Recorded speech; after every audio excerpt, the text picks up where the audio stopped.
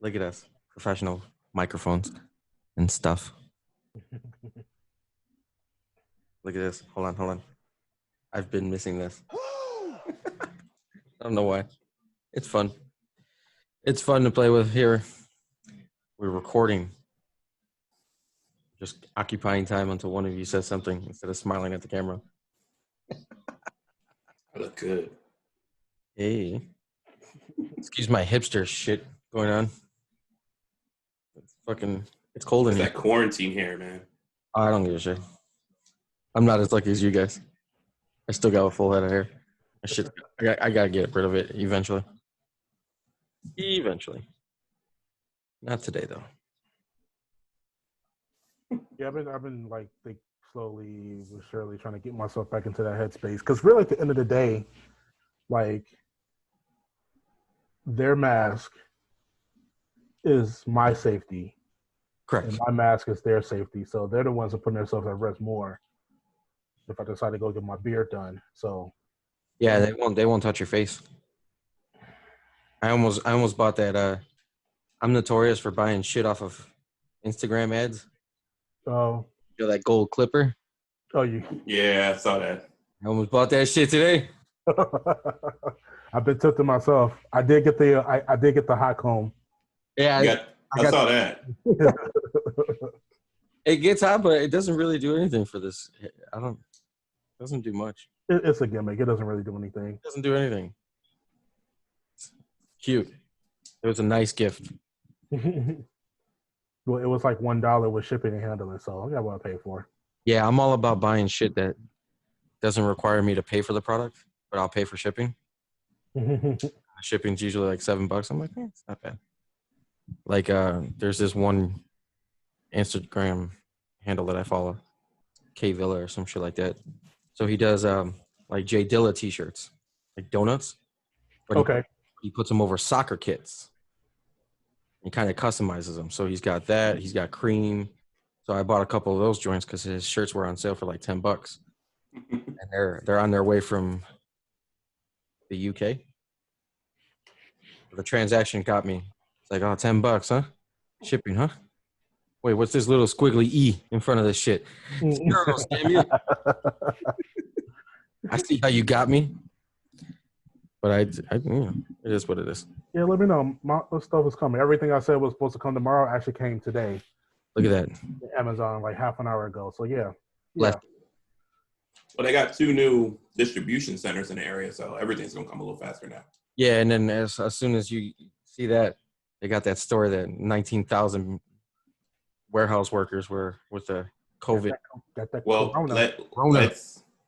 let's break this down though, and I hate headlines like that.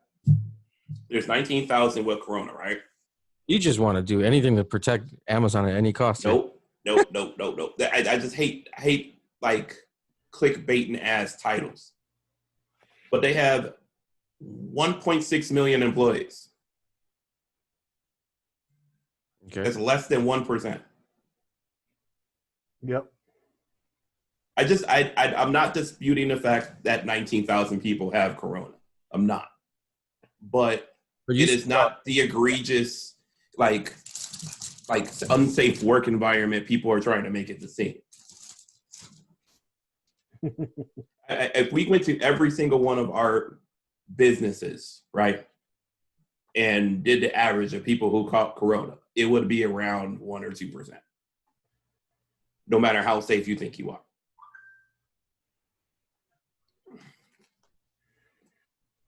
So, but again, you could say it should be 0.5%, and that's cool. It should be 0.1%. Right. That's what I'm saying. You know, during the coronavirus, you got a whole nother podcast. Well, as long as the delivery people that deliver my stuff are healthy, because I'm concerned about the health and well-being. Did you sanitize your product when they came in? Yeah, I always do that. But I cherish and value. Even when you buy ripes? In my phone, I have the notifications you get. I have it marked as Santa Claus. So when I get those notifications, like Santa Claus is 10 stops away. Like, yay. Merry Christmas. That's pretty funny. That is pretty funny. Santa Claus? You gotta be joking me! You can hear that now, right? Now we're live and My toys are back. My toys are back. Live I want that at work, man. I want a soundboard at work. People just walk in my office. all you got to do is just get some good speakers and just put the Deezes and Mero. Somebody comes in with some bullshit ass. Oh, brother, this guy sucks. You gotta hit him with some shit. And here that's amazing. More outs for the Chicago Cubs. They're done? They got 3 outs left. They're down 2-0.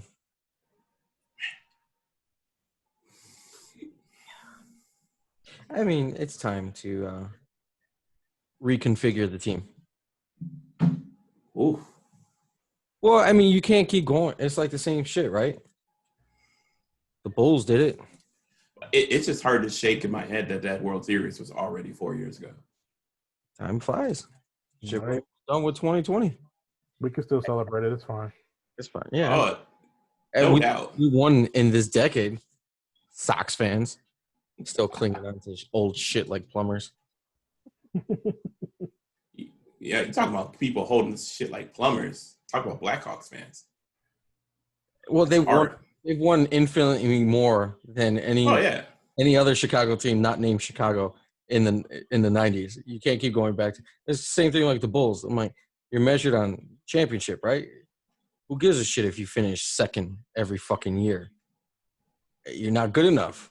Nah. And in cities like Los Angeles, I don't want to see the fucking the Lakers win this championship. But LeBron's always going to be 4 for 10, in my opinion.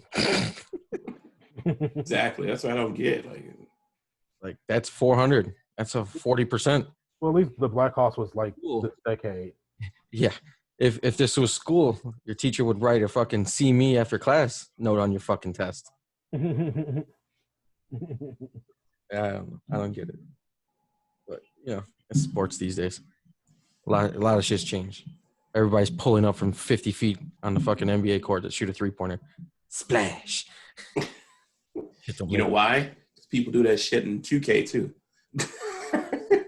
So I downloaded it, even though I said I wasn't. Yeah. I must have gone like 0 for 9 in the fucking rec center. I was like, oh shit, I don't like this shit. Hopefully this shit doesn't translate over because 19 was a pain in the dick to try to get out of the sub 500 record because everybody goes around and they look at your 2K card. Oh, this guy's shooting 40% from 3. He ain't shooting shit.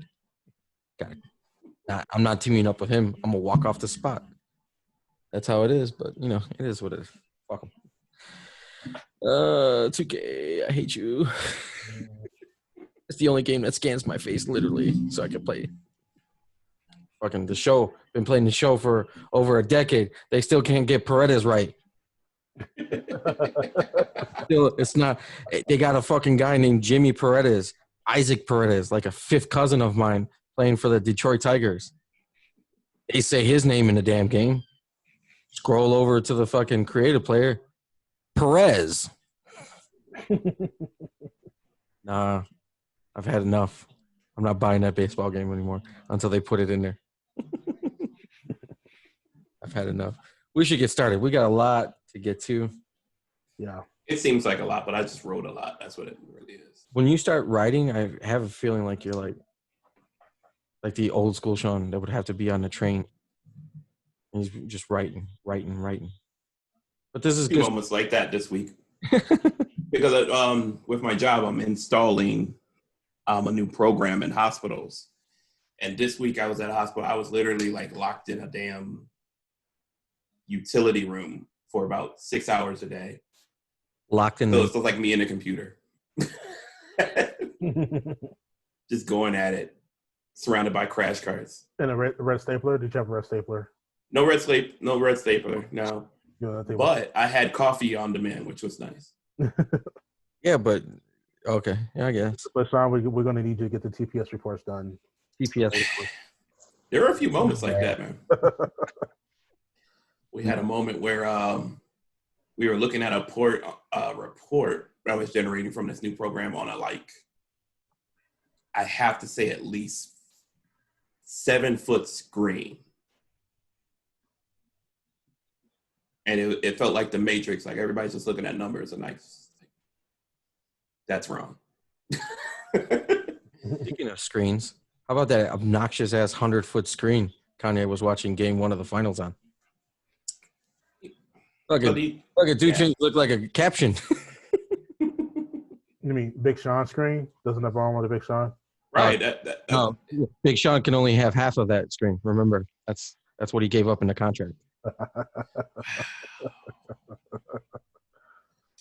You know what? He might have half that screen, but he got Jeanette. Fair trade. Checkmate. Yep, fair trade. Especially after that NPR Tiny Desk concert. Yeah, that was hot. She's so damn good. I can't wait because I think they rescheduled her concert. I bought us tickets. That was supposed to happen at the Chicago Theater, and that got postponed, if I'm not mistaken, right? Yeah, not canceled, postponed. Yeah, that one got postponed. So I'm excited about that one. Her and Big Sean are do a little split for a quick second, and then we get that good Janae, that sold out Janae. Yeah. Speaking of sold out, as we transition to actual wrestling news, your boy Harold got the boot, and now is looking for a new home. My boy. Harold, I can't pronounce his name. What is it? Medj? German. Sure. Yeah, we'll do that. Harold Medj is out as our first story from New Japan Pro Wrestling, where he's been for the last, I'd say, 2 or 3 years at this point. Something like that, yeah. Yeah. And the New Japan US CEO, even named Obari, is going to take over.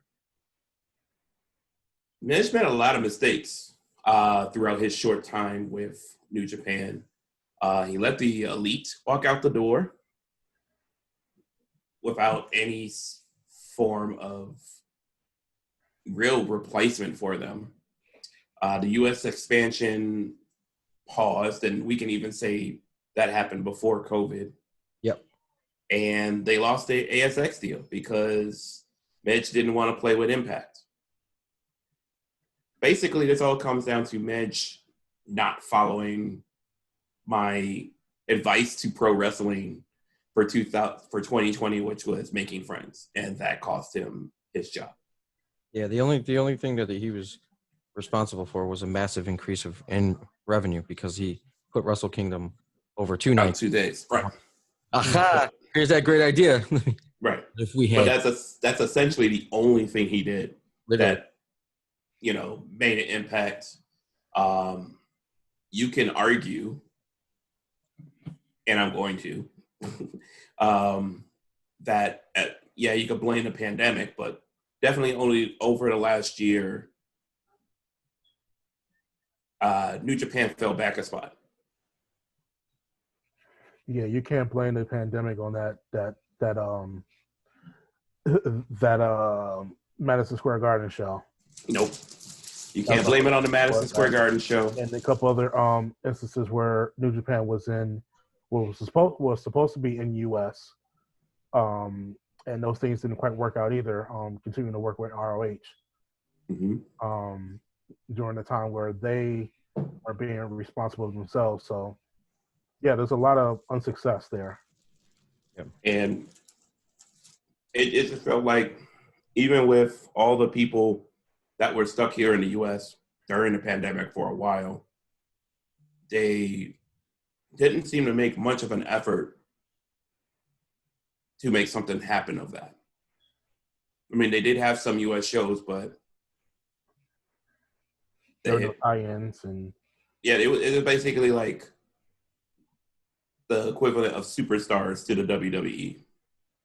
Like, you could have watched it to get good wrestling in the ring, but as it relates to a connection to the actual main product, there was any. And that's unfortunate because a major goal when Medj took over was to expand to the US to get that connection going, and had started to build that mainstream appeal, much of which because of the Elite's presence in New Japan. Mm-hmm. And when they left and they were, we don't know to this day what happened, but basically AEW and New Japan have not worked together since that departure. It basically allowed AEW to take that energy that the Elite built up in New Japan and just bring it to AEW, right, without leaving anything in New Japan. And even when stars from that were AEW went over to wrestle in New Japan, it already felt like they were AEW stars going over there, if that makes sense, instead of like a partnership. Yeah. I mean, one of them brought a championship with him, so. Yeah. The Wrestling Observer, they did get a quote from one of AEW's top names. After I'm done reading the quote, you guys can guess who the hell it is. I'm pretty sure it's pretty quickly. Jericho. It's really, Jericho. Yeah. they have no idea regarding opening the business up with this dude out. But he said, we want to. But this dude was an idiot when it came to understanding the business. Hopefully things will change now. So we said it, that would be an insanely successful bridge between the two, especially if you're trying to branch out into the United States. That would be pretty damn cool between the two companies, because you don't have to worry about any bullshit like the ROH incident in Madison Square Garden. You got guys that were over there in New Japan that respect the brand, the company, what it stood for, and the wrestling that it brings to the fans. I mean, that's just a win-win for us. So hopefully this guy's got some fucking sense. Or Jericho said, don't be another idiot. That idiot. I'm like, that's such a Jericho thing to say. Yeah. But it's true, though. I'm pretty sure Kenny Omega has the same sentiments. He's had plenty of complaints about the system while he was over there. Yeah. That he voiced, even just little things like cold spray and like tables. But it's like, it goes back to what you said, right? There has to be somebody smarter in the room. Simple as that. You can make all the money in the world. That's cool. But what do you have for longevity? You only made your biggest claim to fame is 1 year of Wrestle Kingdom, that you switched it to 2 days instead of 1. It's like that's something that you hold your. Nobody wants to fucking see that. Right. With everything going on right now, you see rivals popping up left and right. TV deals being made, all these streaming services, these private channels. It's like there's money to be made out there, but do it the right way. Don't do it just because you expanded your pay-per-view to 2 nights, which was rudely copied. Mm-hmm. So it's just, it'd be best. One of those addition by subtractions. You got to hope. So we shall see. Let's hope they get a TV deal here in the States sooner than later. That would be my first priority. You'd be able to get the subscribers for sure. Yeah. You got to get that New Japan connection. You got to get the audience back being able to watch it, or you're going to be in some, I don't want to say trouble. I mean, New Japan's always going to be around, in my opinion. But they got to get something going if they want to, take advantage of an opportunity to establish a U.S. connection again. I would agree. You're here. So, if you want to know why your favorite wrestler has a crappy theme song, pettiness and royalties probably is the reason behind it right now. Both Keith Lee and Aleister Black have had their very popular theme songs stripped from them and received basically create a character as theme songs in their place. And it appears it all stems from the departure of what they call them, CFO? Yeah, the CFOs. CFOs. And WWE's reluctance to continue to pay them royalties after their departure for their theme songs. Well, it gets a little more interesting than that because it's not as if the WWE has actually control over taking that away from the superstars. But the superstars are actually being asked and strongly encouraged to give up their interest things for the interest of whatever. And anybody who may have been kind of, dragging their feet on that, it probably is affecting their careers and their on-screen presence. We kind of looked at the Keith Lee situation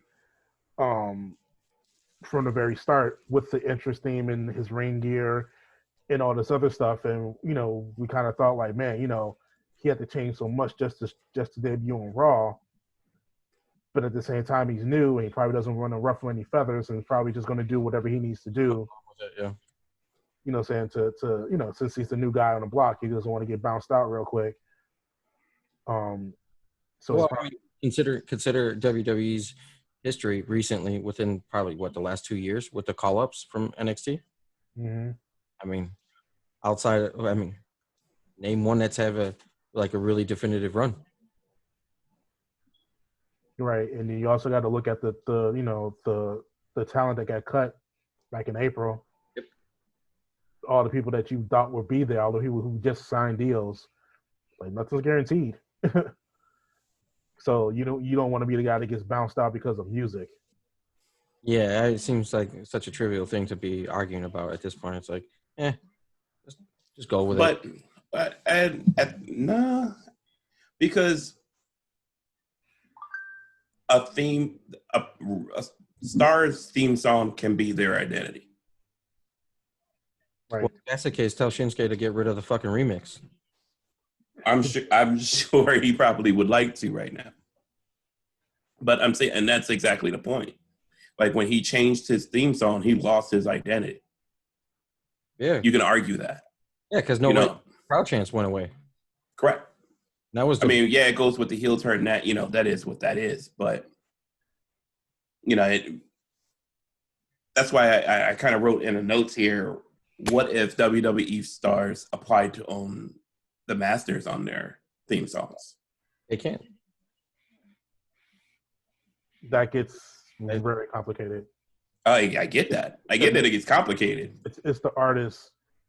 It's the artists that should own their masters, and that's exactly what's happening here. Yeah, but it's not so much. It wouldn't be. Let's just get this. The right thing is happening. You know what I mean? Especially if the CFOs think that they can do better without the WWE in terms of making music. The right thing is happening because they own their shit. Period. Point blank. So artists, the talent, they need to worry about their own contracts first before they start thinking about owning other people's stuff. Okay. That's just a shit show. No, you're absolutely right. I was like, there's bigger things to fry than other. They need to own their own names and Twitch channels first before they start owning publishing. That'd be great if they can walk away with somebody else's publishing. That'd be money for life. But you know how much The Rock would fucking have just because of his shit, or Stone Cold just for glass breaking? Right. It's fucking awesome. Isn't it? You don't have to worry. These legacy guys don't even have to worry about appearing until they're 87 years old. Ric Flair. Just off of that, look at I wonder what type of royalties he's making off of the Dame Lillard shoes. Oh yeah, some at all. Who's to say WWE? No, we own that Ric Flair. Not taking the proceeds of those shoes. Man, they got so much bigger fish to fry. I was like, it is what it is right now with this fucking music. It's either that or you're streaming like us. Right. So, then let's transition to that Twitch shit. I guess I need more explanation. It's probably part of their contracts and stuff like that. But to jack their Twitch contracts, their Twitch accounts. What stops somebody from just changing their Twitch account to another account? I mean, yes, you got your follower spot, follower account and everything like that. They need to get lawyers, and I wonder if any of the talent decides to do that, with the WWE seen it as some sort of threat or some sort of breach in their current situations, if they would go just get a lawyer. Like, you already signed this contract, but okay, you got to pay the piper, right? But I'm really worried about likenesses now. I'm really worried about their face at this point. It's one thing to say that, oh, we don't really own the real names or anything like that, and but we own the character names and we own the character likenesses or whatever. I'm really concerned about them just be able to just use their face. Because before it used to be that, or I would say not before, but my understanding of the WWE contract was you couldn't wrestle anywhere else that had a TV contract. And that was like the biggest thing, and that was it. Let's clarify this Twitch story, because it was that they were taking over the contracts. But what it is new contracts are being forced to include their Twitch streams. So streaming on Twitch will be before a work obligation, and if talent doesn't stream, they will forego their earnings, be suspended, or face penalties. And that's not an independent contract. That's not. No, it's like they're being forced to, hey, like here, like somebody like Asuka, hey, we're gonna redo your contract, but now you got to give us all your stuff. They're trying to convert them all to 360 deals now at this point. Yeah, no, exactly. It doesn't make any sense. And Andrew Yang is all angry about it too, and rightfully so. Man, they better hope Democrats don't take this. Yang is coming straight for WWE. But that's what concerns me about this situation, is the time frame. 4 weeks from now is right after the election. And see, this situation screams, one, censorship, and B, borderline ownership of people. Or at least the mindset of it, like, I own you. And we know WWE has had that mindset for some time, but now it's time out. Well, I'll be right back. Okay. Doesn't the move kind of reek of desperation on Vince's end? Like, he's losing these stars to go elsewhere. And like you said, censorship. So let's break it down. Moxley leaves, gives an all exclusive to Jericho, and basically rips a hole in the entire fucking process. Mm-hmm. Miro leaves, and he's... But Miro was booted. But why boot him in the first place? You know what I'm saying? Mm-hmm. And you saw he was such a valuable dude on Twitch, so you had your opportunity to bring him back. It's just these moves that they were made sense like in the 90s for them, when nobody was questioning this shit, when nobody, everybody was just, they were just drinking it. They didn't give a shit. But it's a different age now. When they see how much money is behind these streams that they're losing out on, that's what they're going to fucking do. It's a desperation move because, hey, guess what? If they don't decide to sign a contract, guess what? They can go somewhere else and make a shit ton of fucking money just streaming. They don't have to put their body through all this bullshit anymore just for the sake of it. Asuka can do an entire show on her own, and she would have millions of followers if she doesn't have them already. I can't say that I've ever watched one of her stuff. I've watched a couple. She has a good amount of followers. It's not mainstream because she does it in Japanese, so it's going to be different in that regard. It all goes back to that conversation that we're talking about, like with the union shit, right? These are the civil liberties that they got to be protecting when it comes to these people. They got They pay their own training. They're paying their own health care. It's like, at what point do you keep going back to this fucking place? Again, money's nice, but it's not the end all to be all when it comes to this shit. They're gonna have to. These next group of free agents that are coming up are gonna have to really, really think about it. Is the paycheck worth all this bullshit? Stop for a moment. What free agents? I'm just saying, and I'm hypothetically. I'm not saying that I know. I think that's the situation WWE is taking advantage of, though. That pool isn't like it was. Well, yeah. I mean, and the pool of where to go elsewhere isn't deep anymore as well.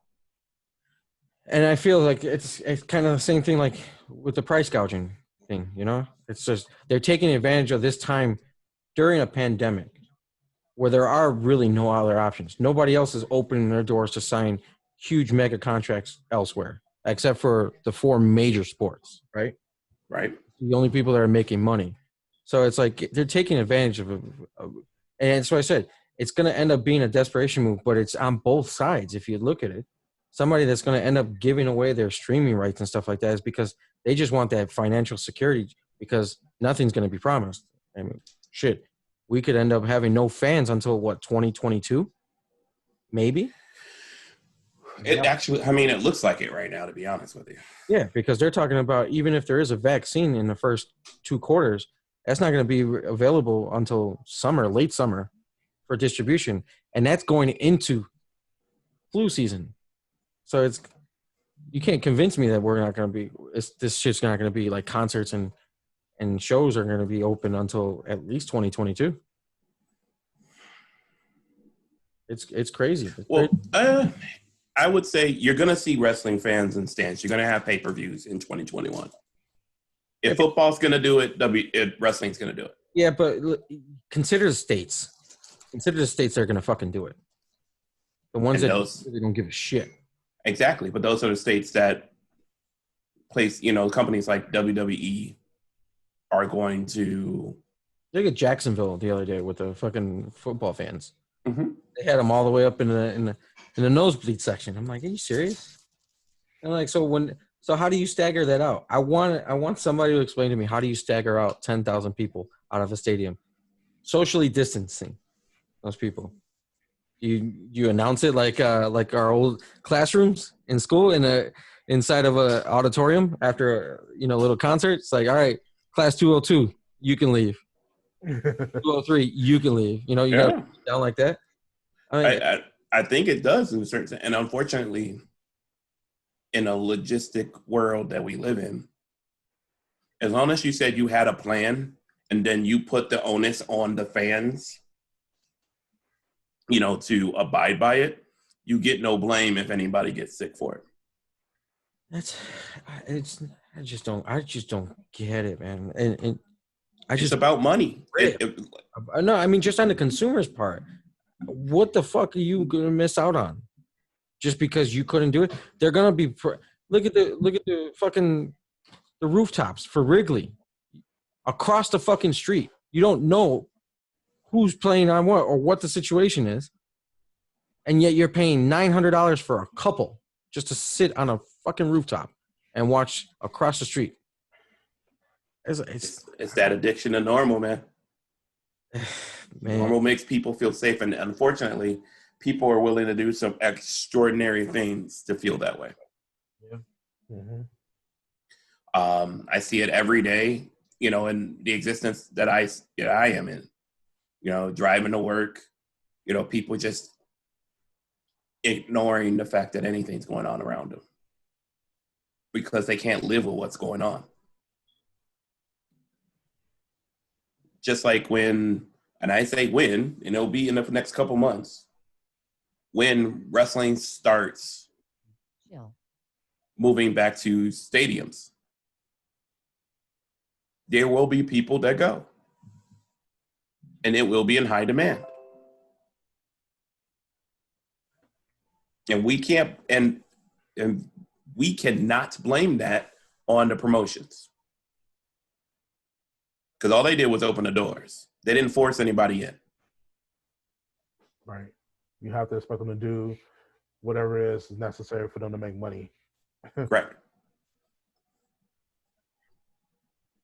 Because we have learned in the first, now we're in 7 months of this pandemic, these stars are struggling without wrestling happening everywhere. So any opportunities that they see to, earn a living, they're gonna be people that take advantage of it, regardless what the risks are. And that's partially what WWE knows, and that's partially how they can enforce these types of edicts. Because they know right now what the alternative is for these people. It's not even about money, it's about putting their lives at risk. We can argue all day long and piss on WWE's, COVID plan or strategy all we want. But I can be fairly confident it's better than Jody and Sue wrestling in some other state. Yeah. Who don't have the money to even do COVID testing.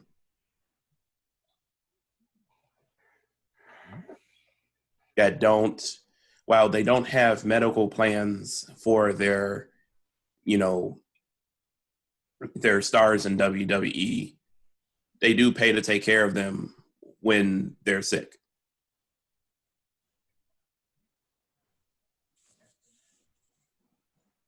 And that's the leverage WWE has over these people right now. It is shut up and play. That is exactly what WWE is saying to all these people right now. And yes, they got a choice to go, but where? Like we've been saying, the cupboard in the refrigerator is getting pretty full in AEW. And they can't even go overseas.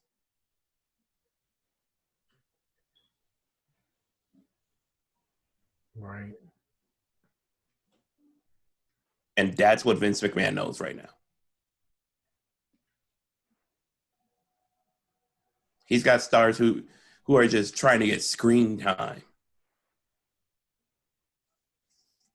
and can't get that for more petty reasons than what's the other stuff that's going on.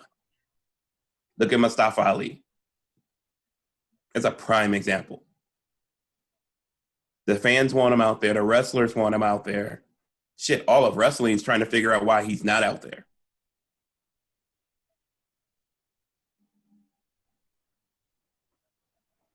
That's just one example. There's probably many others that we could point out of people who are just sitting on WWE contracts, who are probably itching to get out the door, but at the same time have to make difficult decisions for their family. You can see the guy that's wrestling them every Wednesday on Main Event. Right. Ricochet. Another guy who's been underutilized. I mean, you can go up and down the roster. Yeah. But it's those type of scenarios that put WWE in this prime position that they weren't in a year ago. A year ago, they had to bend over backwards to make people happy because they were scared that AEW was going to suck them up. Now that AEW is in a situation where they can't bring everybody in, Impact is there, but they're not.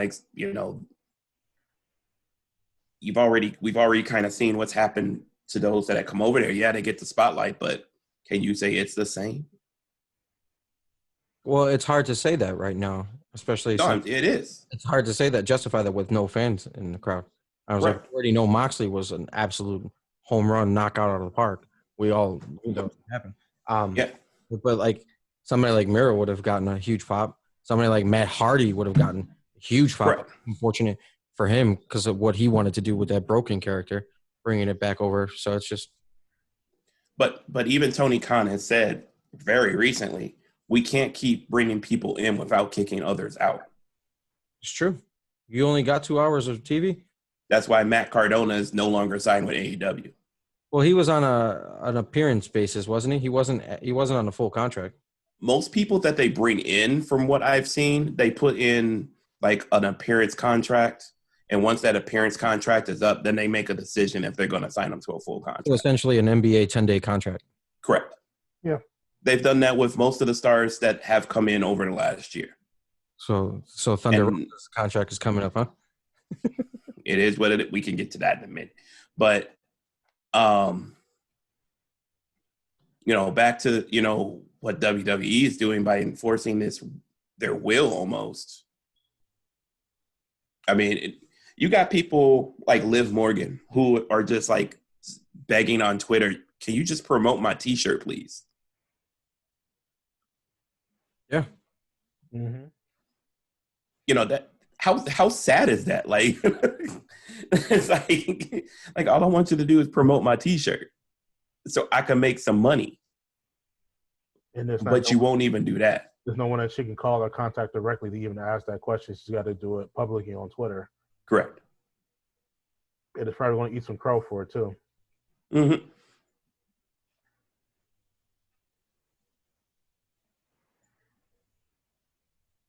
And then we could go back to the ACH situation with the t-shirt.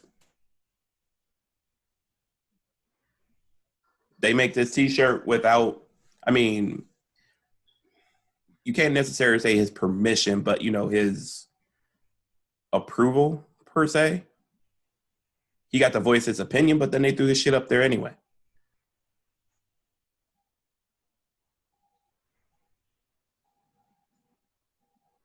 How many of these stars do you think are probably talented enough to design their own shit? Probably have presented it to WWE and they got shut down just because they designed it. Yeah, because then if they design it, then they own that design. WWE doesn't want that. They rather own the design, that way they can make the money off of it. Here's your pennies on the dollar. Mm-hmm. Exactly what it is. It's not a matter of that. Just trying to control the cash flow. And stars like Keith Lee and Aleister Black, when they get their stuff changed, they can't. They're stuck in positions because of where they are in the company, where they can't really say, "Yeah, I think that shit sucks too." That shit's horrible. They got to play the role. There's no choice. Yeah, that shit was horrible. I heard that for the first time. Was it this past Monday? And I looked over my shoulder. I have noise canceling headphones to play this PlayStation. I heard that shit. I was like, "The fuck is that?" Turn around and it's like, "Oh man, no more." I was like, "Oh, that's bullshit." You fucked up. He arguably had the best. Yep. Yeah. You understand it, and you equated it to this is a dark ass dude. He's got somebody speaking backwards. This shit. That shit was bad. It was cool as hell.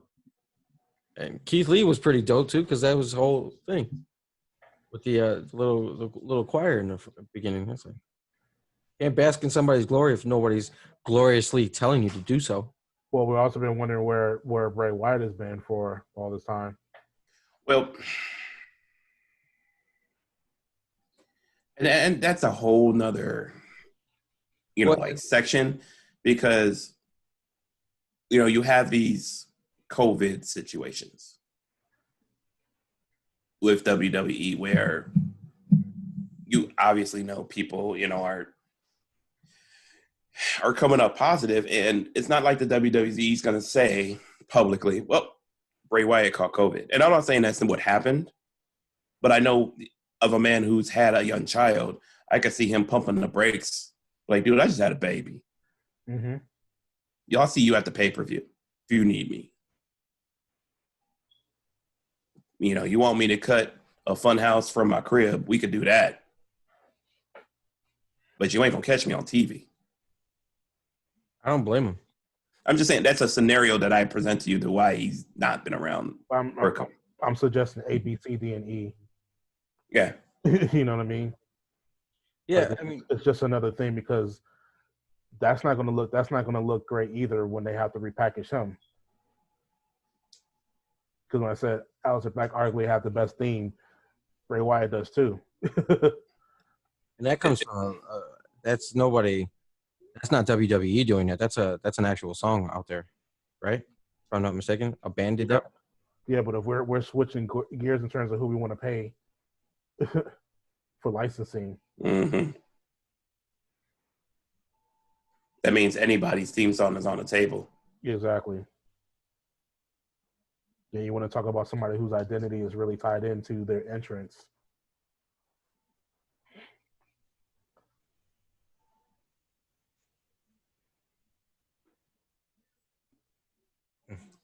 It seems like every topic that we're bringing up brings us to this like. Well, we know this is the fight that everybody's fighting right now. It is. This is the fight that we're fighting right now. So it's like what we're losing is the gray area. Just like we, years ago we lost the middle class, essentially. You know what I mean? It's like we're coming to this on a creative level. We're losing that gray area, where you can kind of just get by. Catering is shut down. You either got to be all in with the regime, or you got to be all in for yourself.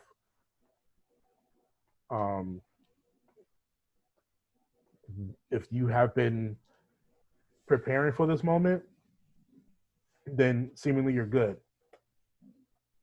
in terms of being independent. But if you've been kind of going with the regime and now you're seeing these things are being unfair and you want to make a change, it might be too late, or it just might not be the right time. You might have to just go with it until there's another opportunity. This time last year, there were countless letters and Twitter declarations. Please let me out of my contract. Please let me do this. Please let me do that. Can't do that right now. No. It's quiet. It might not be the smartest thing for you to do right now. Because you got nowhere to go. Well, it's not that. It's just you're leaving a job in the middle of a pandemic when millions of people are scrapping for $600 a week. It's like, it's and quite honestly, the optics of you trying to get out of a bigger contract than most people would ever see in their lifetime. Not a good look for your brand either. If you're going to bitch and complain about your job status when the people that are responsible for are all home unemployed right now. Mm-hmm. So it's like the optics of it alone too. It's like, yeah, just like Sean said, just shut up and play right now. Unfortunately, for some of them, and that's only because of the pandemic. If this pandemic's not happening, we have a totally different ballgame here. Well, partially. Because I also think of this is direct reaction to the things The Rock has done, the things Cena has done in recent times. This is just another way of ensuring, even from a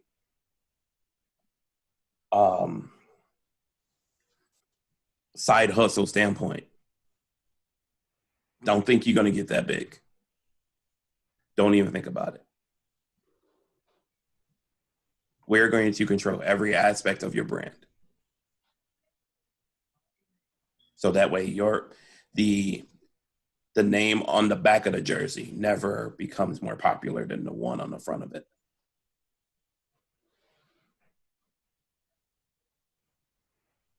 Yep. You weren't kidding. I mean, you got to really think about what The Rock has done as it relates to making Vince McMahon looking like a fool in the last 30 days. And they just announced yesterday that they're expecting to reopen XFL spring of 2022. I'm just saying, like 30 days.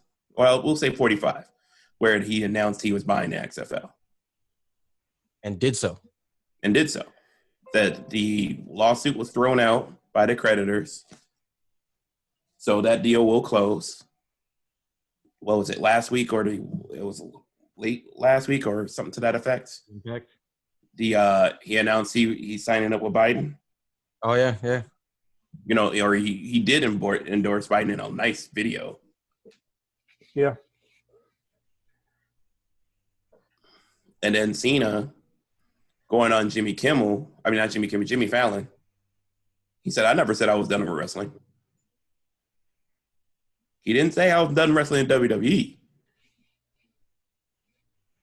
He said, I never said I was done with wrestling. Oh, don't forget The Rock is going to be on Impact. Oh, yeah, I'm just saying, let's mix all that in. Well, I mean, you And said, knee-jerk reaction because we just had this conversation, 1 or 2 episodes ago, about not so much that they don't want to create, they want somebody to become a megastar. It's that they're impacting it from within, from having it happen. And this is just another tidbit of evidence that they are preventing anyone from becoming bigger than they should be. Yeah, well, that's the other side of it. It's like, yo, we made you. Here's your ceiling. You know what I'm saying? We made you. You know what I'm saying? Anything else that you get, that's because of us. You would never be this famous if it wasn't for us. Yeah. So there's a math equation and a percentage that's supposedly attached to that. But the thing about it is that it's all got to be in the contract. So this is how the WWE fights back and fights against that and prevents that from happening.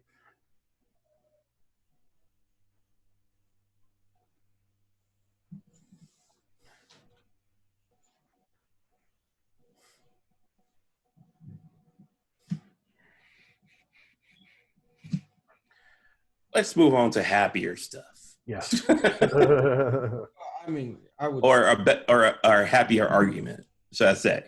Sure. So, speaking of the Rock's family, Roman Reigns revealed his Mount Rushmore. Not necessarily. I don't necessarily care about what his Mount Rushmore is. That's not the situation. I'm more interested in what your Rushmore is for wrestling. Interesting. So I've spoken on this before. I put it out in a couple of tweets and also on my social media where everybody's kind of trying to create their Mount Rushmore and whatever. And I'm the one to sit here wondering, should there even be a Mount Rushmore? Well, that's another podcast. All right. We can name it whatever we want. We cannot name it Mount Rushmore. Let's not call it the Hall of Heroes like what's with DC and all that shit. So let's say what is your wrestling Voltron? There you go. Okay, we can roll with that. We can roll with that. Let's see. I'm trying to get Thanksgiving out of here.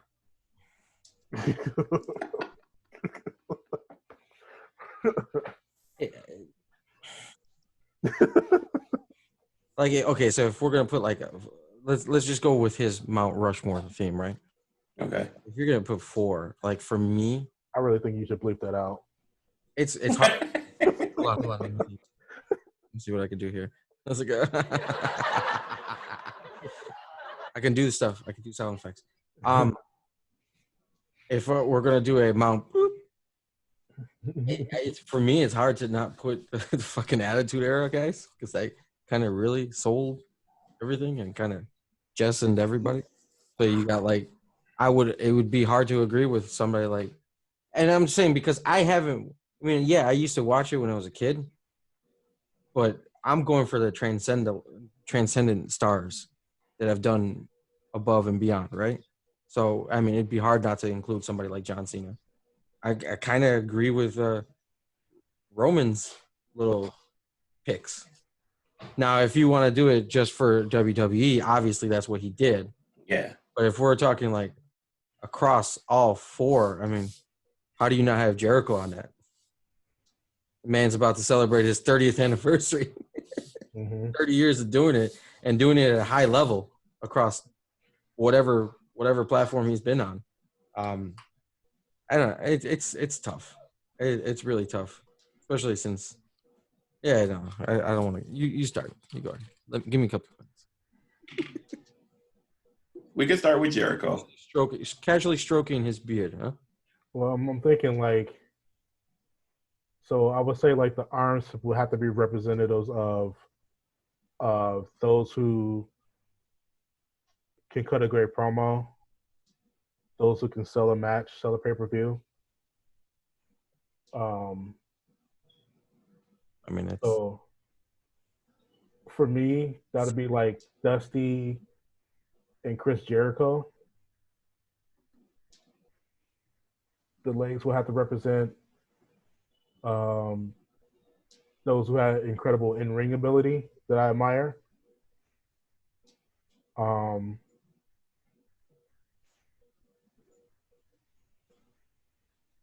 So for me, that might be, and I always got to throw some controversy in here, but for me, that might be. Dang, there's so many places you can go with that one. It's like I feel like I almost have to say Bret Hart.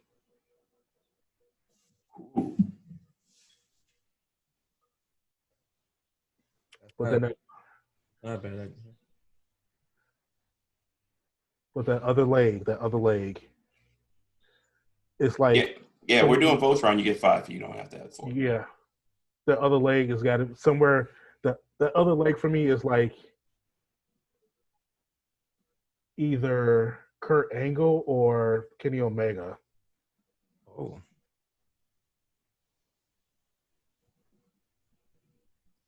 man, I would kind of have to go. I mean, I'd probably lean towards Kurt.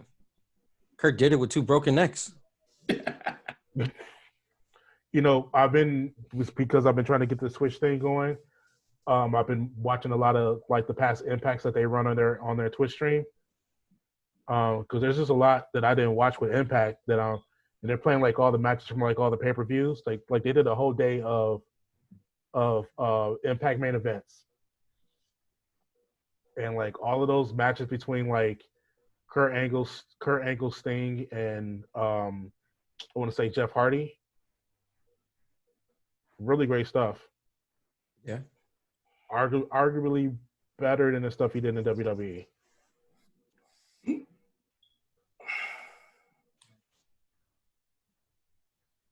See, mine is a mix of you guys, but there are a couple like I would consider. I'm sure would be controversial moves. Such as? Start with the controversy. We like the controversy. I wouldn't have Jericho on my list. Okay. The reason I exclude Jericho for 2 reasons. Everybody that I have on my list has at least one iconic match.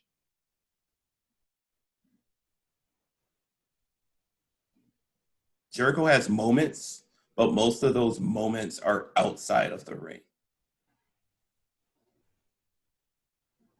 Like my list is Flair, Austin, Omega, HBK, and Taker.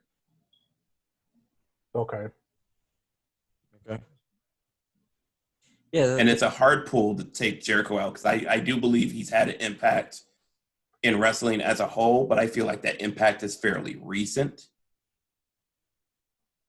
versus overcompensating, if that makes sense.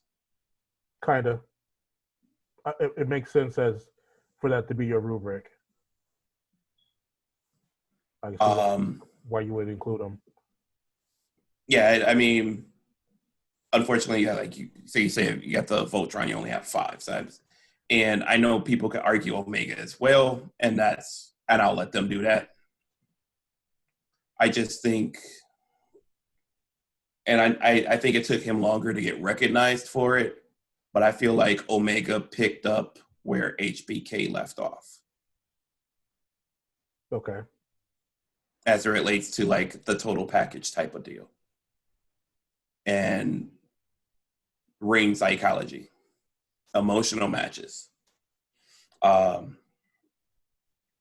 mean, Taker's Taker. It's hard to argue about Taker. Because he's had a great promo. He's had iconic matches, and literally, you can literally say the last gimmick. you know, Mm-hmm. you know, someone who was able to pull a gimmick off up until honestly maybe a year or two ago, where you really didn't see him as Taker, you just saw him as Mark, the guy in the hat. You know, I kind of try to forget everything after WrestleMania 33 when it comes to Taker, but it's impossible to do so. And Flair is hard too because if you have a recency bias, you might not put Flair on your list. Right. Because again, if you're a Flair fan, a true Flair fan, you want to forget everything after Shawn said, "I love you," and kicked him in the face.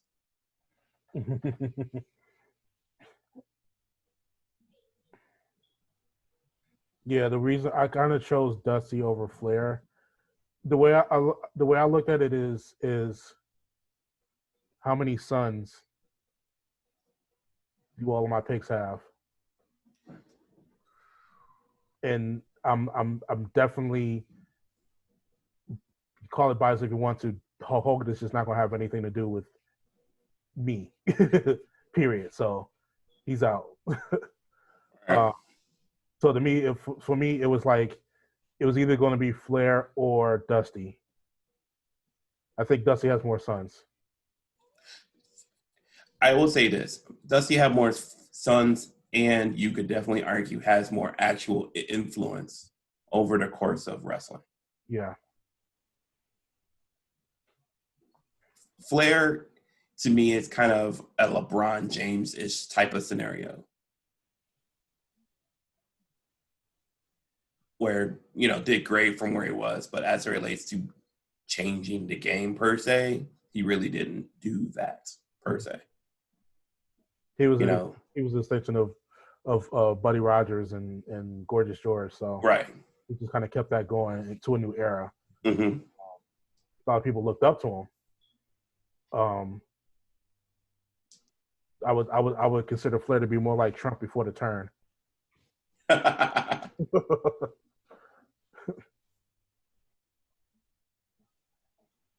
Yeah, I'm thinking about my head, and my head might have to be CM Punk.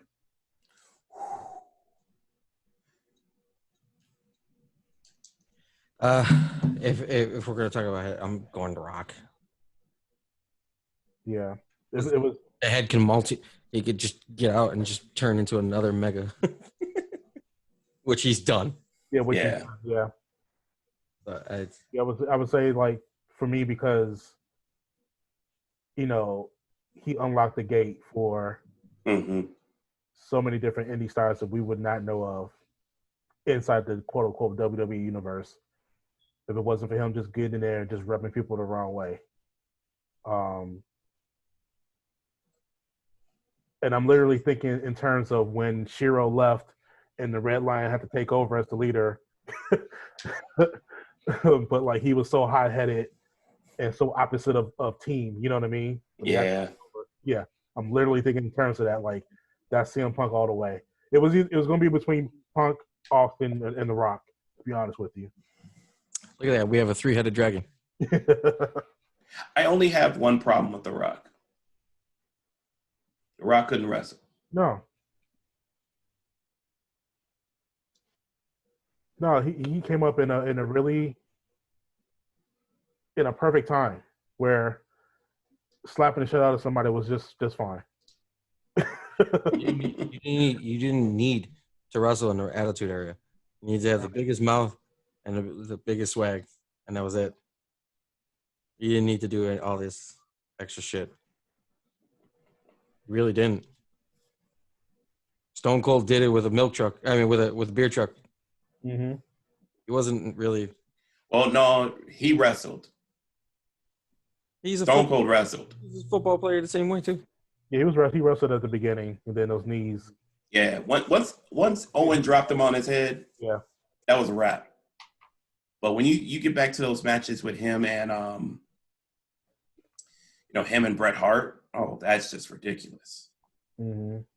I'm sorry. I'm distracted by like 20 different things right now because you see all this bullshit on the news about how they're about to transport President Cheeto in a helicopter to Walter Reed, the same hospital he didn't walk around with a mask because he's got coronavirus. But at the same time, they're releasing details of the grand jury of Breonna Taylor case, and it's it's some pretty intense shit. Show you exactly how badly they botched this raid that cost her life. So it's just spinning all over the place. Yeah, I had to put my phone down too, just because I seen a couple things.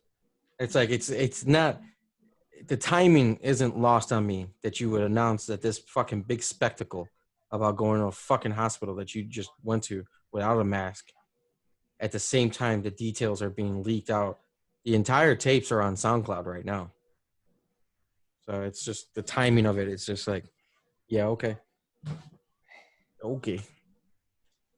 But yeah, Stone Cold was a good wrestler.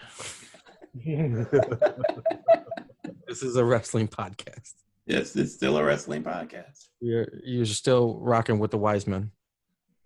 Well, I like how one I forget who reported it, but like one outlet was like WWE Hall of Famer Donald Trump.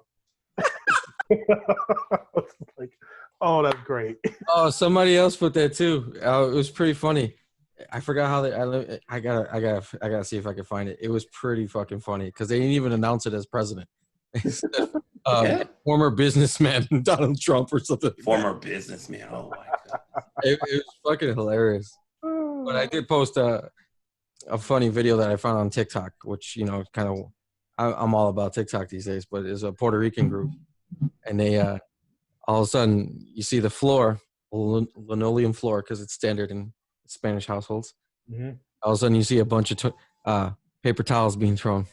It's like, hope this helps. Sincerely, with love, the Puerto Ricans. Oh, I did see that. That was hot. I forgot to tell my wife that. I need to tell her that.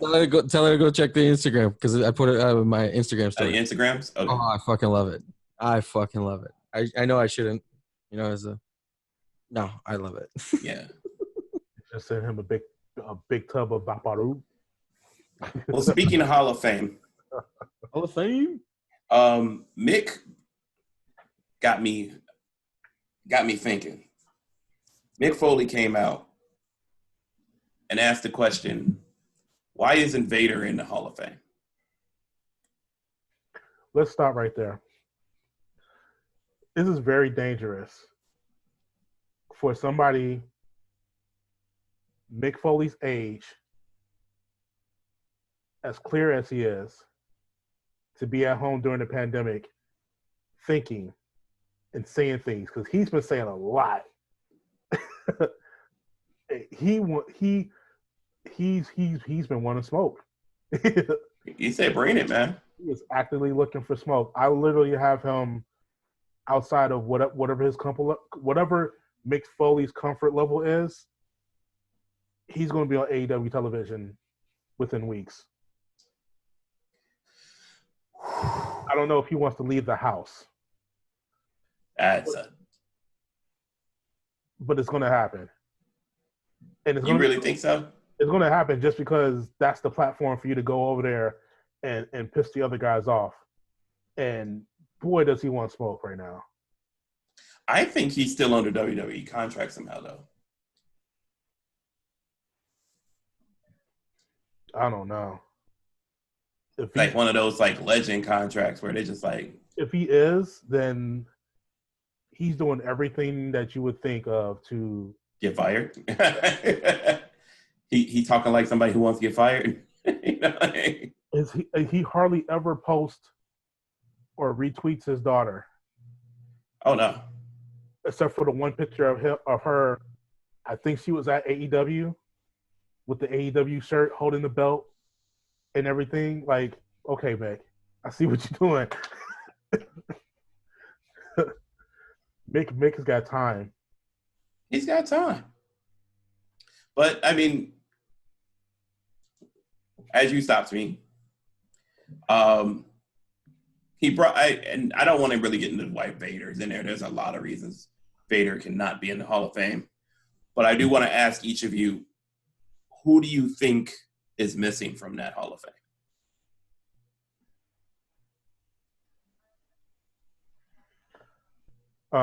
My number one pick is Paul Heyman. I don't care if he's still working for them. At one point he wasn't, and that was a perfect window and opportunity to put him in. He should be a working legend, working Hall of Famer. Booker is a 2-time Hall of Famer. Yeah, your boy Booker is a 2-time. Somebody check Sonia. Check on Son. Add to bring up there, man. Hall of Famer that still gets to work. You know what I'm saying? Pre-shows. Hall of Fame. I'm coming for you. 3 times. He's gonna get in there 3 times. Let's just be clear. It doesn't matter how much or how little control you think Paul Heyman has. That was a good-ass main event between Roman Reigns with Jay and his twin tag teaming cousin. Yeah, that was really good. And first-time main eventer. Like, let's not even let's cut the bullshit. You know that was Heyman. Absolutely. It's gonna be. I'm not gonna lie. Today's Friday, right? Mm-hmm. Color me intrigued. I'll watch tonight. Especially with this, but I saw that on Instagram, like they're gonna announcement of the tribal chief. I'm like this. All right, if you're gonna make this a super faction with the Usos and Roman Reigns, if Heyman's behind it, you got me. All right, you got my 5 minutes. I already circled the date for the draft, which is coming up, which has already been. That's trash. How are you gonna do it? You gonna select them, put all your superstars in the Thunderdome, and just randomly select them and just make them change their background to red and blue? That would be pretty cool. But yeah, we know that's not gonna. My pick for missing from the Hall of Fame is Tommy Dreamer. Okay. Low key, Tommy Dreamer's done more for wrestling than many people realize.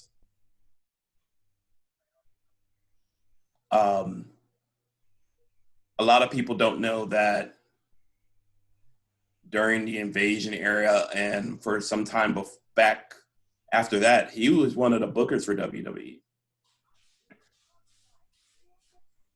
He is currently the booker and probably some other fancy name position, but primarily booker for Impact right now.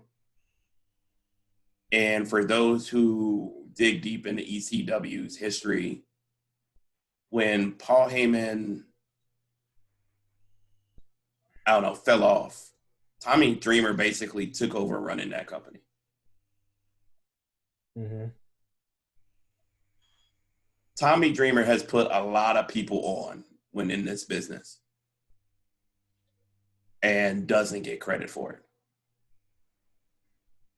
because he's so humble. He's not like other people in wrestling where they just constantly put themselves over every 15 seconds and love to tell you, what they did.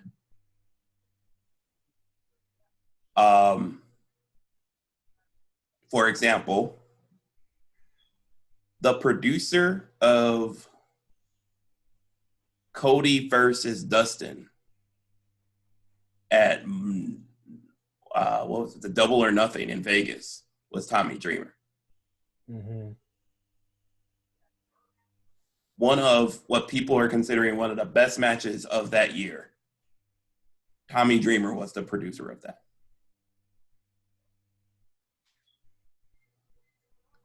These are the type of people I'd like to see in the Hall of Fame. I mean, to be honest with you, I'd like to see a non-WWE Hall of Fame just encompassing the whole game in general. I think there's an opportunity there for people to do that. I mean, that's money if somebody would be willing to do that. I'd go. There's a couple organizations that have attempted to put together a Hall of Fame. Even has done ceremonies. I forget that Paul Heyman is actually a Hall of Famer in one of those. I forget the name of it. But that whatever one that is probably like the most legit one that there is so far. Because they also that particular one also recognizes like behind the scenes people, bookers, promoters, producers,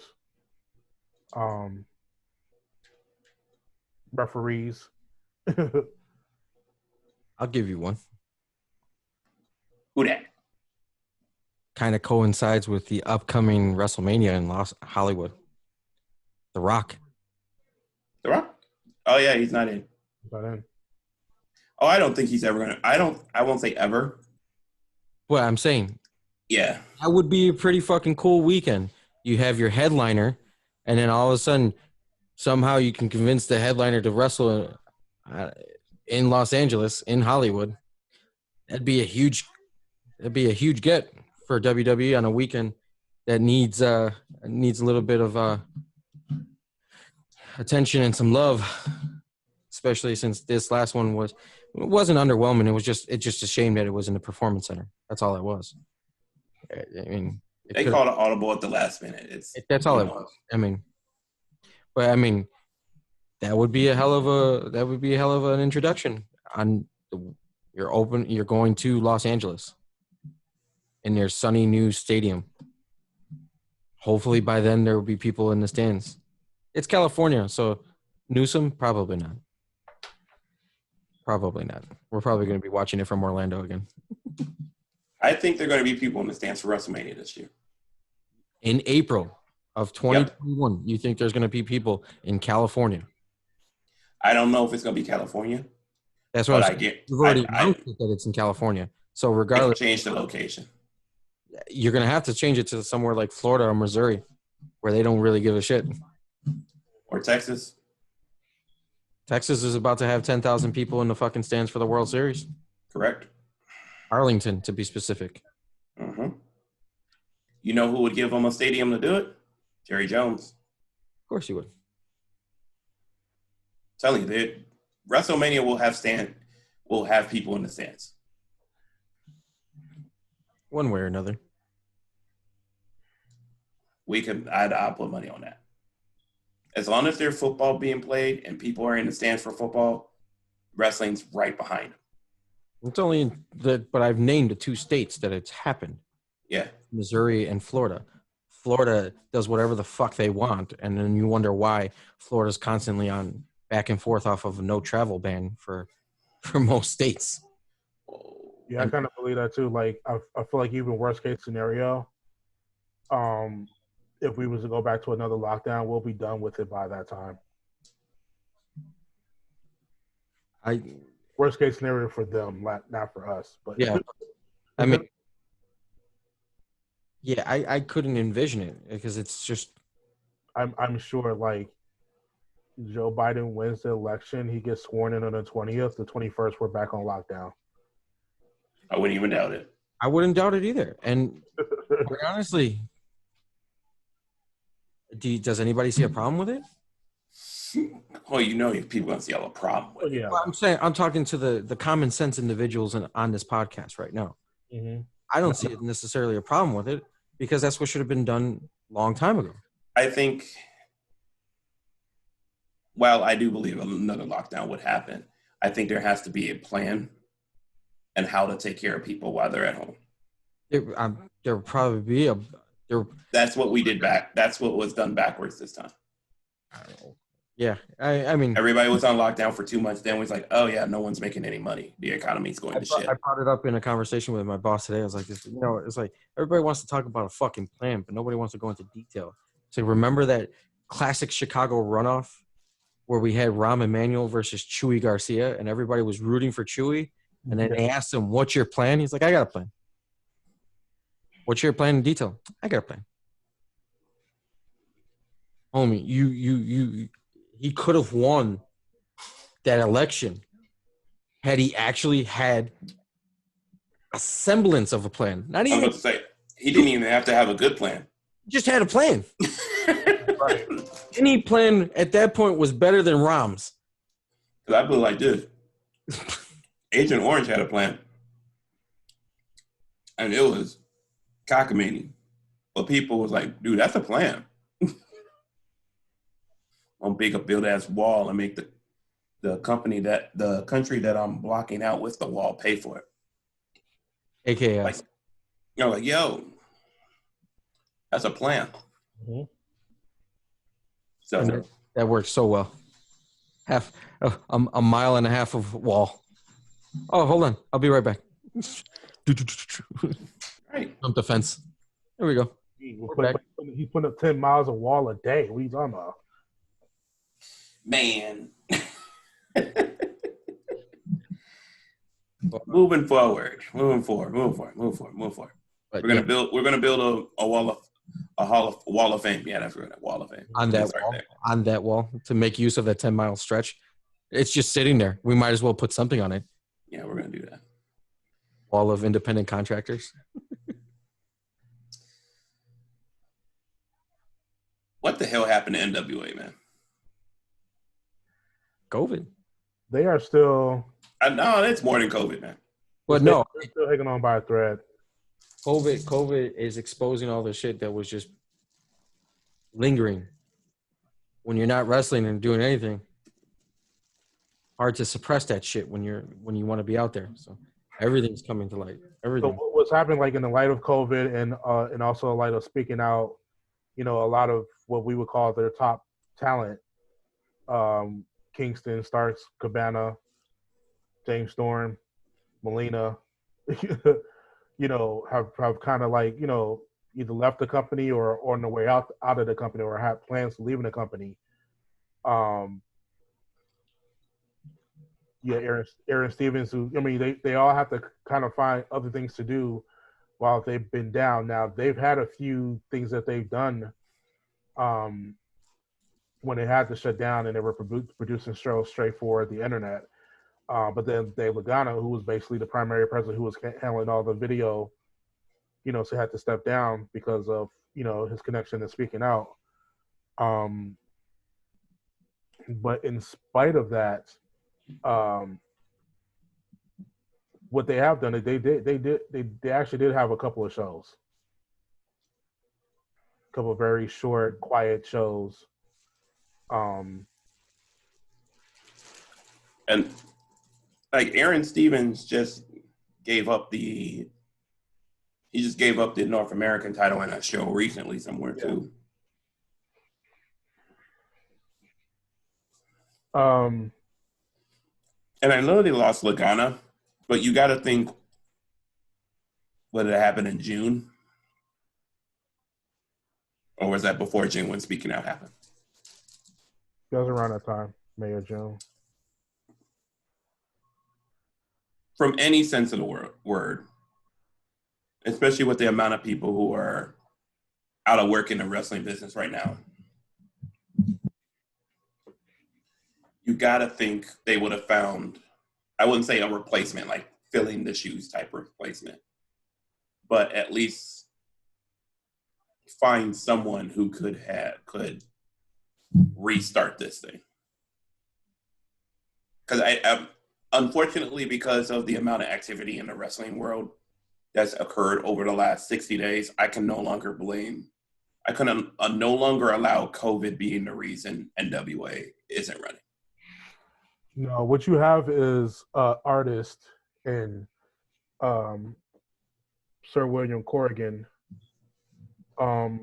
who's been just as meticulous about this product as he has been about his music over the course of his career. And if you go back to when he separated the NWA from TNA completely, and that was, I want to say, almost 3 years before we even sniffed the idea that NWA was going to be doing a weekly episodic television show. And that was primarily because things had to be right.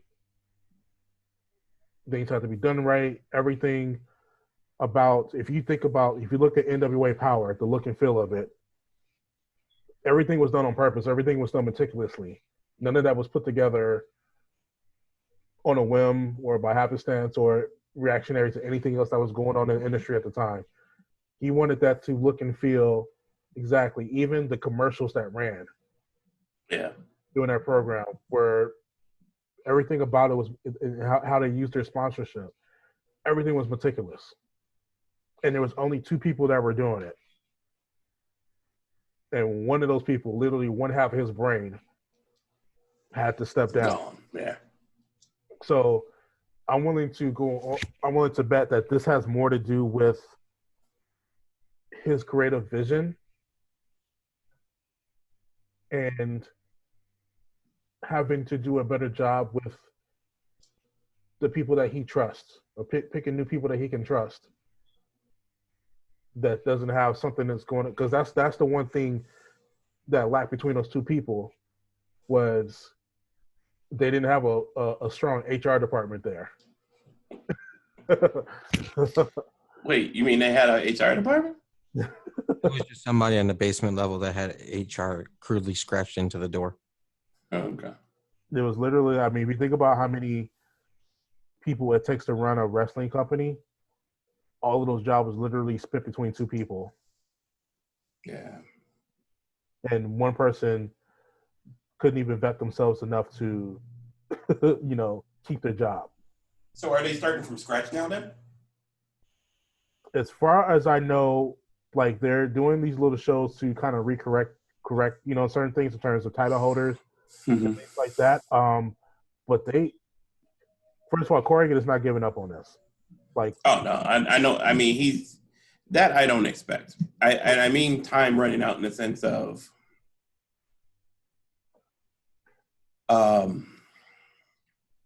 relevancy. I think what's happening slowly, because once again, Corrigan is such a meticulous person. He's taken a slow way of taking your advice of making friends. Okay. He's just doing it very slowly. I'm not sure what money he has in order to sign contracts. He's obviously willing to let people go. I think if anything slowed him down from being able to put a product back out is the 40% of people that left WWE. Only because now, like that match between Nick Aldis and what's his face,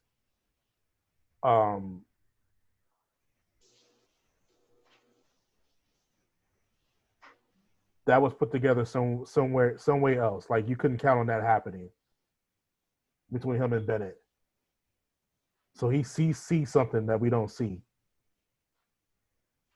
And I feel like he's putting together something else than probably what he originally planned. I think the original plan had to be Kibosh because of Lagana leaving.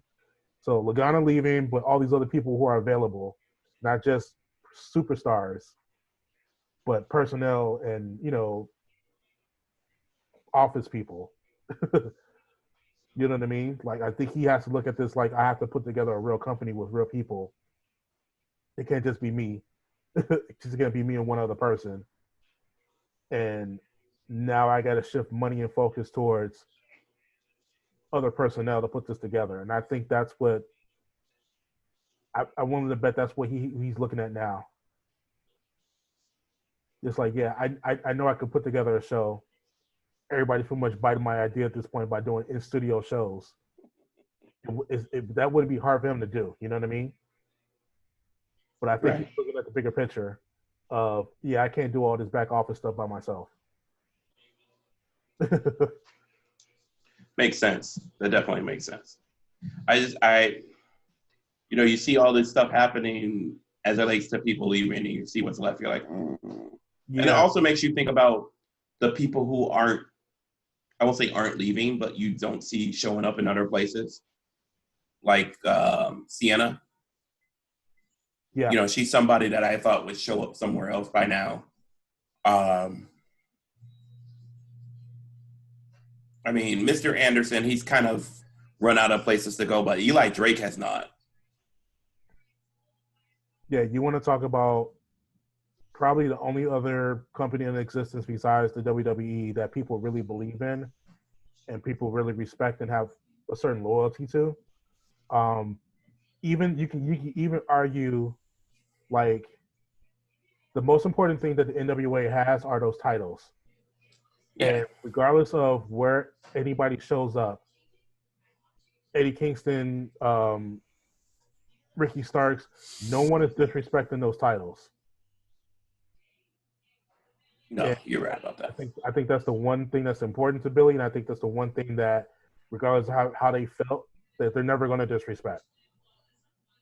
And that might be the only shining light. I think there's other things, but if that's the only silver lining like that, they still have a fighting chance because of that. But like I said, it goes back to what you said. As long as he's willing to make friends at this point,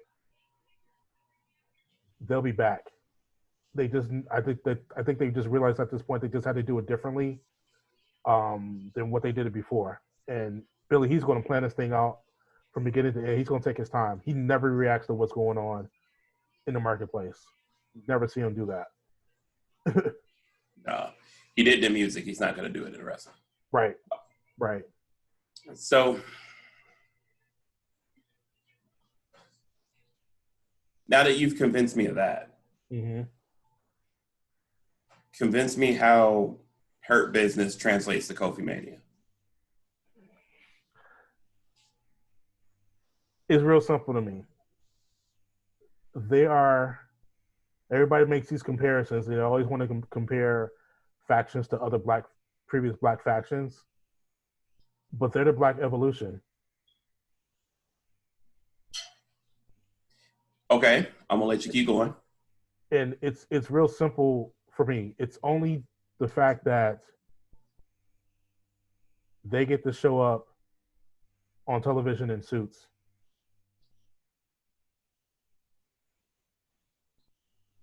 Let's go back and think about whenever you ever seen more than one black person on any wrestling program in a suit.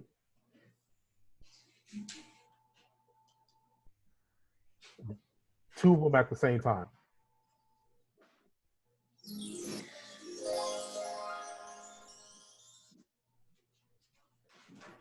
It is what it is. We know that company that they work for has their glass ceilings and only going to allow them to do what they don't care about. Right. And that's the air and that's the space in which they have to operate. But it was always weird that MVP came back to the WWE after all his ridicule of the company, that he's even there and that he's wrestling again. But then when you look at like those three other gentlemen that he chose, that in different ways were undervalued by that company. And even if just a brief moment of time that said that we're going to do this and no one's going to stop us from doing this and no one's going to stop us from how we're going to represent ourselves on television. To me, it's just it's the representation thing that's important to me. These titles don't mean anything anymore. They change them up, they switch them up, they put them on whoever they want to put them on. We saw the end of Kofi Mania when it started. It ended exactly how we thought it was going to end. Yeah, I mean, you could say that we expected, just because we got our moment, your time on the clock begins now. Right. Yeah. And for me, I'm just, if it was your idea versus their idea, I'm for it. You know what I mean? I'm even more for it that we get to be represented on TV like this.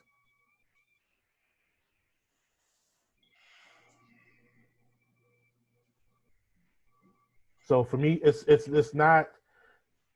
I put it where I put it on this this outline as to not. It's not to be able to convince anybody else. It's just that I see that and I'm just like, wow, I'm taken by it. That's just me personally. Because I can't think of any other time. I've waited to kind of really talk about Hurt Business because I've waited for it to stop bothering me. Mm-hmm. The Hurt Business bothers me because it represents something that I see in our culture. And that is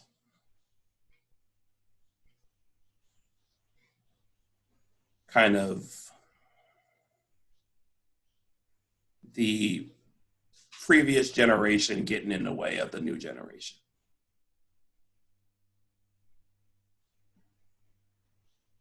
If I really believe this, the purpose of the Hurt Business was to bring on new stars, then I'd be okay with the concept. But I do not believe that to be the case. Right. I also cannot help but get over, or not, I can't get over the fact that their primary programs that they've been doing since they formed a group have been with other Black stars. I can see it from both ways on there, but I get what you're saying.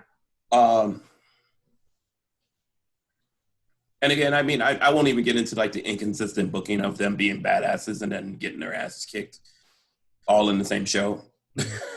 You know, it's, I do like the representation of it, especially with the suits. I'm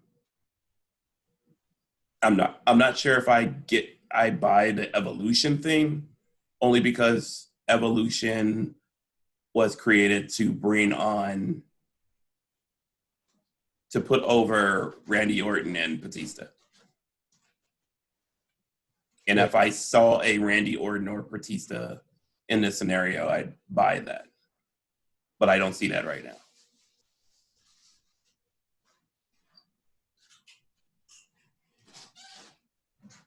I don't see any of these guys winning a title, like the title. I just don't. I don't either. And that also bothers me. So what are you doing with them if you're not going to do anything important with them? Like if this was a vehicle to get Lashley the title, I'd be more entertained. But they haven't even gone down that path. Yeah, Lashley has no business touching the U.S. title. It's beneath him, in my opinion.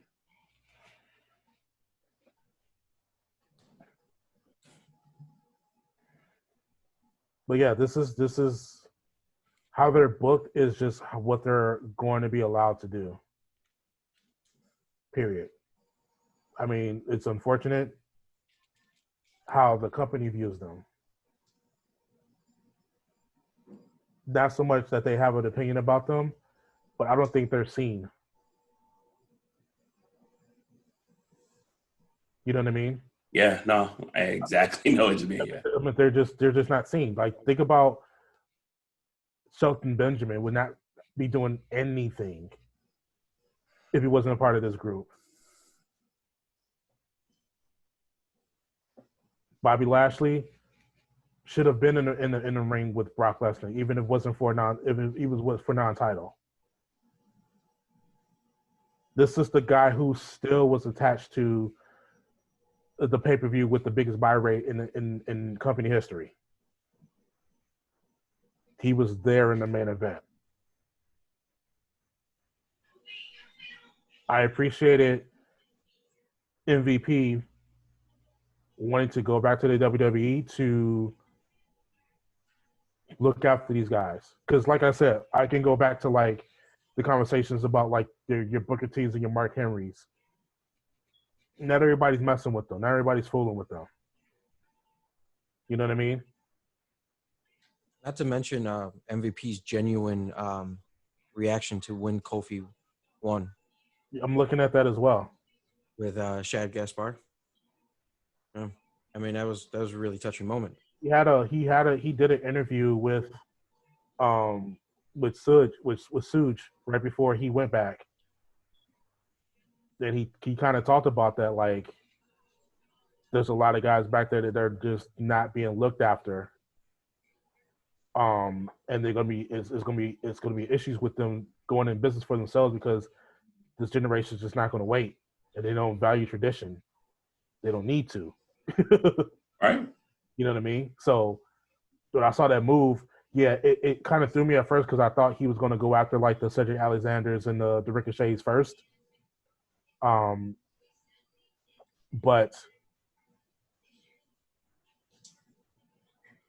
you got to understand, like, with I'm still going to call him Uha. He only got what he got because of Paul Heyman. You know what I mean? And after Paul Heyman left or got fired, or whatever they call it when they switch sides or whatever, there was going to be nothing else for him to do.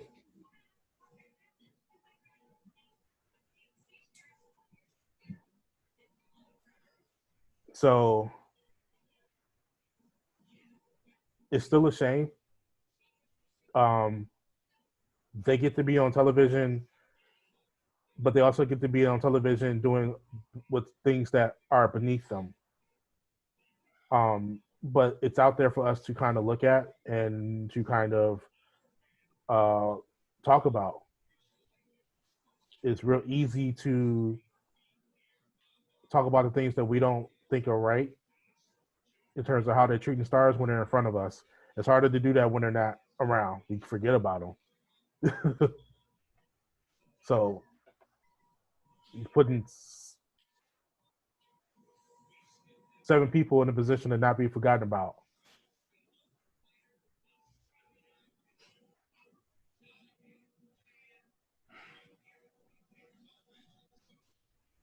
But like I said, it wasn't even like for me to kind of convince anybody of anything. No, that was just a way to lead it in. That's all. It was just nothing. It was just, I mean, there's still a lot of things wrong with it, but like, I really took the time and thought about like, yo, like,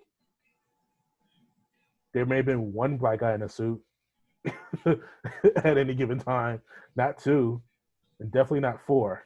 Yeah. There was definitely one during the woo-wah. I mean, I can't even count The Rock because those shirts were ugly as hell. Oh man, you gotta give him. Hey, $600. What? silk. It was silk. What is this, velvet? Cashmere. Oh my god. Can't even count The Rock. Yeah, man. Rock got a lot of publicity on this episode. Some good, some bad, some. You know those shirts are ugly. He had to have, right? He had to have known that. And those glasses that he wore, those sunglasses, you can find those at the dollar store for $1. Because those don't, it's just weird. Uh-oh. I'm not gonna lie, because they've been showing like the WWE Twitter accounts been showing like the old old Rock highlights or whatever. So they showed the one where he did like the people's elbow on the British Bulldog. I think like the first or the second episode of SmackDown, using his dress clothes, and like the one he kind of slid in and kind of dropped the elbow. Slid in with the loafers. I remember the first time I saw that I was at my friend's house, and so we knew he was gonna get in there, and mess around. So he's getting ready to do this people's elbow, and he takes off the sunglasses and he chucks them, and me and my friend were like, Bro, those are like designer shit, bro. Right, like you said, those $300, Joe. Somebody's got $300. Somebody better catch him. It's equivalent to Matt Riddle throwing his flip flops. Yo, I need those back. Chicago. Right. I only came with those flip flops. Yo, when that happened, I remember SmackDown the first time, and we saw that. I can't tell you how many times we got in trouble for trying to reenact that shit in gym because we had the smooth surface. Playing basketball and fucking traveling, we didn't give a shit. Somebody was gonna get this people's elbow. Oh man, the good old days when you had to worry about what you were gonna use that dollar for. The super donut or cookies. The good old days. we got a group chat that's keep going back and forth. It's fucking hilarious. Trying to convince our wives because we have a trip on because we all turned 40 the same year. Right. So we're trying to plan this trip, and he's like, "Hey, what if we started a trip where we went to spring training, like in Arizona, and we took our significant others? Oh, that would be cool." So you're trying to and then we take our trip in November for the last guy that turns 40. Yeah, that's cool. So you're trying to convince our wives to go do something that we want to do twice. Because the first time, we're not trying to convince them that spring training is a family thing. We're gonna ignore them and pay attention to baseball. Right. Why don't we just do a wine thing in like Michigan, like we're doing next weekend? And he's like, "Nah, I'm sure Arizona has wine tours too." Yeah. I was like, all right, well, to each their own, I guess. Like, why don't you let the significant others plan the trip for the first one, since we're gonna be departing in November and may not come back because it's Vegas, and Vegas is cruel to 5 guys that are hitting 40. Right. I fuck around and fall in love with someone out there, never come back. Nah. Okay. Nah, I'll be fine. I'll be back. Always 10 that shit for like 24 hours and I'll be fine. Nah, nobody else in Vegas baking like that. Nope. No, especially I said, no. I'm good. Oh man. This has been a good episode. It has. Been a great episode. We hit all the I think I'm gonna table my rough draft to probably the next episode or whatever. Okay. Because I'm still working on it, but I got something I want to say to WWE talent in lieu of all of these things that perceivably seems to be happening to them that's unfair. We're gonna have a talk about that. Oh yeah. We can open the episode. Or we could do a bonus episode where you just sit in front of the camera like this. Like you and I are with our microphones ever present. I got the Roadcaster working. I'm so excited. Now, once we with the stuff that we have on the horizon too, Yeah, that's gonna be pretty damn dope. Especially, yeah, we can make it a weekly thing where it's on. We can be like an episodic drama. dun, dun. Speaking of drama, take a look at Shinsuke's Instagram. It's fucking dope. Cosplaying as the Taker with the long gray gloves. Oh, really? Yeah, it's pretty. It's something to look at. Something to definitely take a look at. I think we lost Sean. We might have. Aw. Hey, Sean. Oh, that's funny. So we wrapping it? Yeah, we should go to the close. Hopefully with like next week or maybe week after, we may be doing this live. Yeah. I mean, I'm good for next week. I'm just going Saturday for a day trip, so I'm still good to record on Friday. So if we want to do Friday, I can set up everything, and then yeah, I'm down. I'm down to give it a try. I think there's some people out there that want to interact with us during the show. I know I put some of the replays on our Twitch channel, and people were kind of like acting like they didn't realize we weren't there, and they were kind of chatting. I'm like, okay. Yeah. No, it's pretty exciting. So I mean, our audience is definitely growing, and now that we, I guess the cat's out of the bag now that we're trying to live stream these episodes, so we can have some fan interaction and stuff like that. That'd be pretty dope. So You're going to get your ticket early, twitch.tv/Wiseman Wrestling Podcast. It's been created. It's out there. I might even get a haircut for it. I don't know. This shit is out of control. It'll be an occasion. Huh? It'll be an occasion, yeah, for sure. Oh, no, I'll just wear a fitted cap for it then. We'll definitely have the Griselda records bumping leading into it because, Griselda over everything right now. Yeah. Hard to dispute it. Hard to dispute it. But with that, I'll go ahead and lead you in to our closing Closing time phrase. Yeah. So with that being said, this podcast is and will forever be for the culture. Remember that you vote with your dollars. Your attention is currency. And even if you are a mark, please leave a positive mark on this life, and don't forget to vote. Definitely don't forget to vote. Go fucking register now. Now.